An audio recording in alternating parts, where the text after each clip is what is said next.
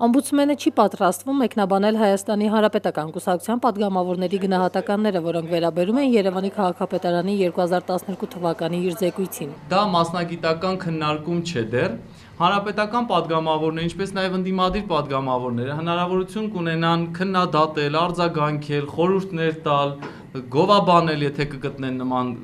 կարիք կունենան կամ ցանկություն։ Հայաստանի Հանրապետական կուսակցությունը օմբուդսմենի այս զեկույցը համարել էր հում։ Կարեն Անդրեասյանը եւս մեկ անգամ հիշեցնում է, իրեն նշանակել է խորհրդարանը եւ ոչ թե Հայաստանի Հանրապետական կուսակցության առանձին պատգամավորներ։ Եթե ինձ այսպես նայենք, ով է ինձ առաջադրել կամ ում կադրն եմ ես, ապա ես կոալիցիոն կադր եմ։ Ես առաջին իսկ օրն ասել եմ, շնորհակալ եմ իրենց այդ վստահության համար, բայց ես իրենց պարտական չեմ։ Օմբուդսմենը կարծում է, որ քաղաքապետարանի մասին իր զեկույցը կարող է դառնալ յուրաքանչյուրի սեղանի գիրքը, որը քաղաքական ենթատեքստ չունի։ Հացի ու արդարության պակասից էլ ես սկսել եմ իմ զեկույցը։ Այդ հացի չլինելու համար ես կարծում եմ, որ պատասխանատու պետք է իրենց գան ՊԿ եւ ՏՄՊՊՀ-ն։ 2012 թվականի Մարդու իրավունքների պաշտպանի զեկույցը անդրադարձել է 22 պետական մարմինների։ Պարոն Անդրեասյանը կարևորում է իր նշած խնդիրների վերաբերյալ գերատեսչությունների արձագանքները եւ նշում, որ դրանցից ամենաօրինակելին սոցիալական եւ առողջապահության նախարարություններն էին։ Ամենախայտառակ արձագանքը ես համարում եմ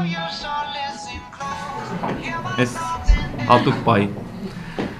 ամենախայտառակ արձագանքը, ամենավոչ պրոֆեսիոնալ եւ ամենացավալի արձագանքը դա դատական իշխանության արձագանքն էր։ Անկախ իր զեկույցի առիթով հայտարարություններին օմբուդսմենը շարունակում է պնդել, որ մեր հասարակության 70%-ը չի վստահում արդարադատությանը։ Նարին Էրիսյան, Հովսեփ Հովսեփյան, IPFM։